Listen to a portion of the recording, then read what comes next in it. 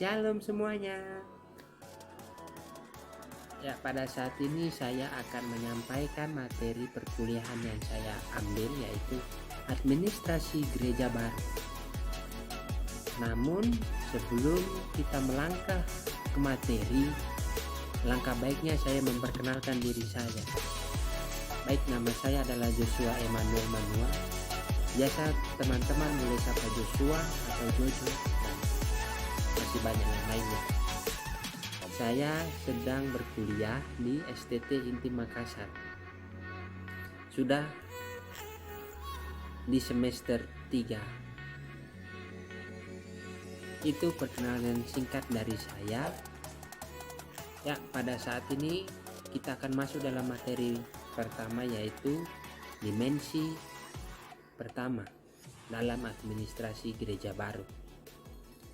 Kita mulai dari gereja hadir di tengah dunia untuk mewujudkan misi Allah yang menghadirkan damai sejahtera.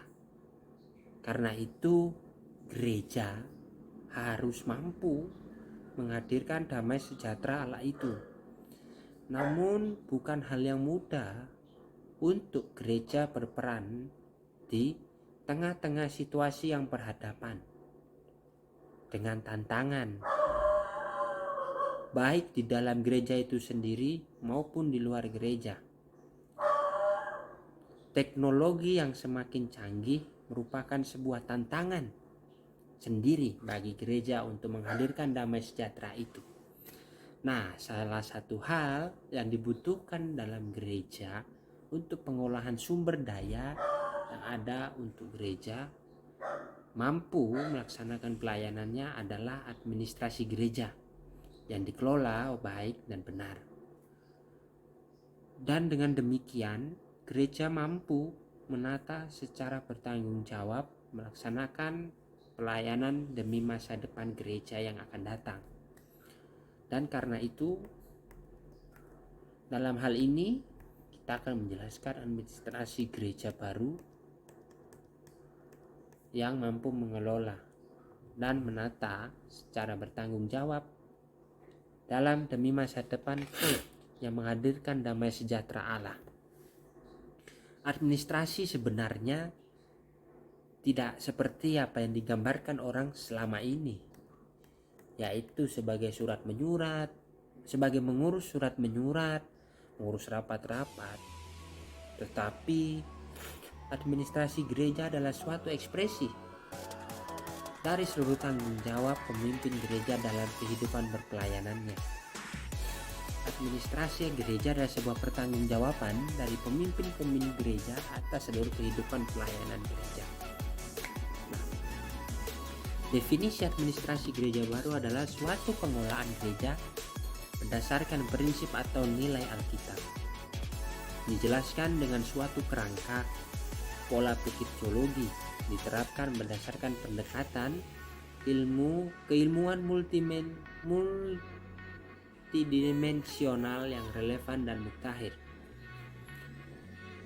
Nah, di dalam administrasi gereja baru ini memiliki prinsip yang sangat menguatkan bagi kita semua, yaitu prinsip itu terambil dari kitab Amsal 9 ayat 9 yang mengatakan, "Berilah orang bijak nasihat, maka ia akan jadi lebih bijak.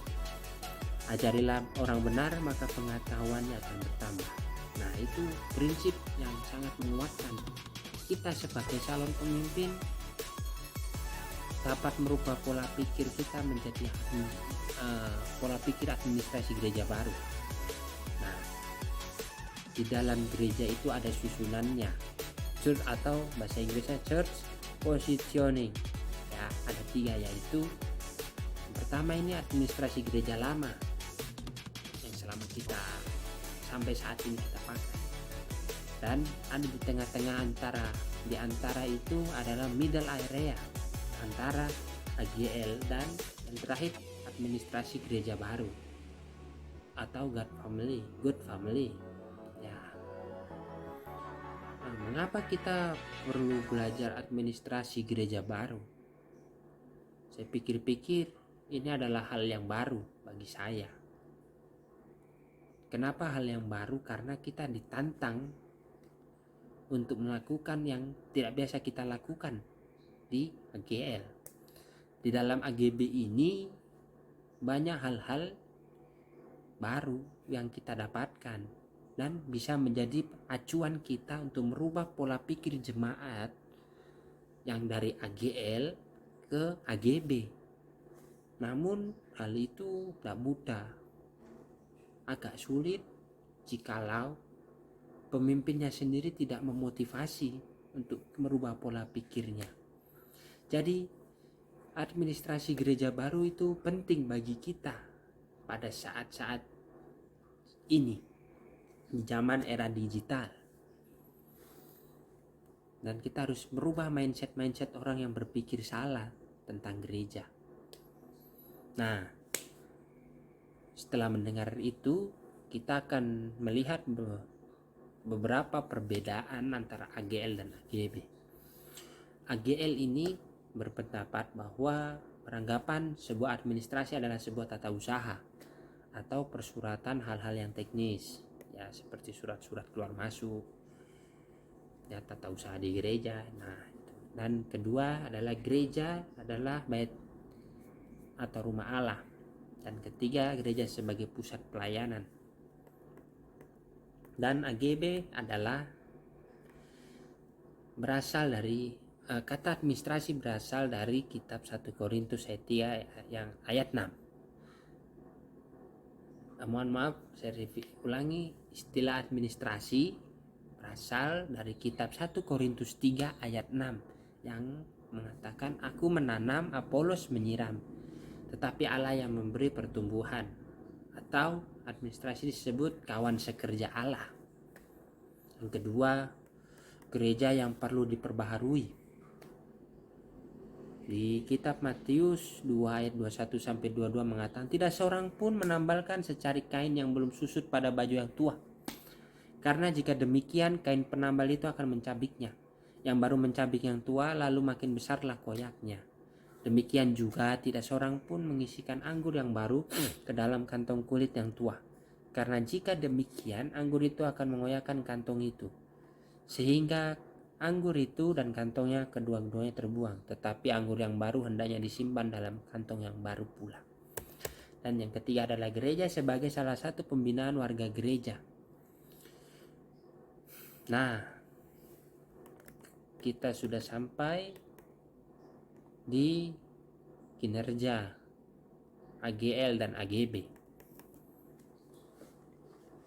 Kinerja AGL yang pertama itu perbandingannya dengan AGB adalah diakonia publik terbuka.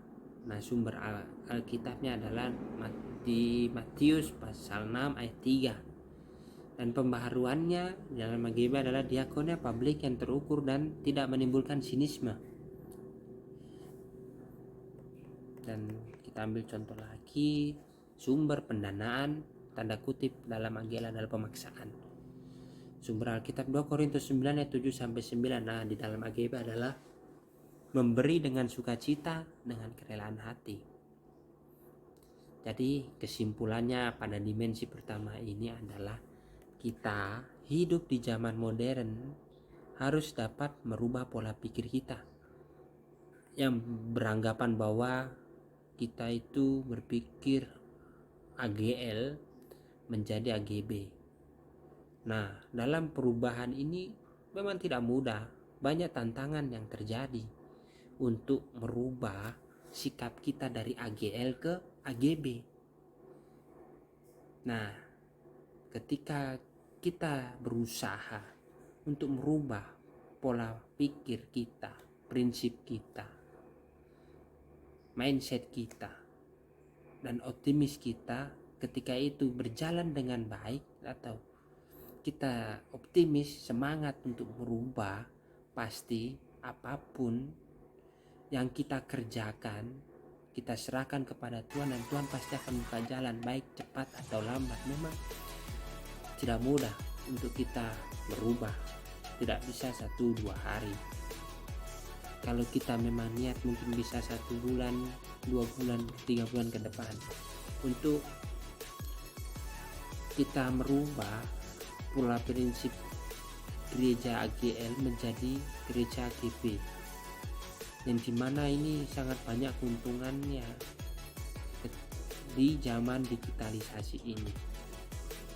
Jadi gereja ini ketika sudah sukses melaksanakan prinsip AGB, gereja ini maka akan disebut gereja yang berkembang dan maju, karena bisa merubah mindset yang AGL ini. Jadi sekian dari saya video pertama ini. Terima kasih.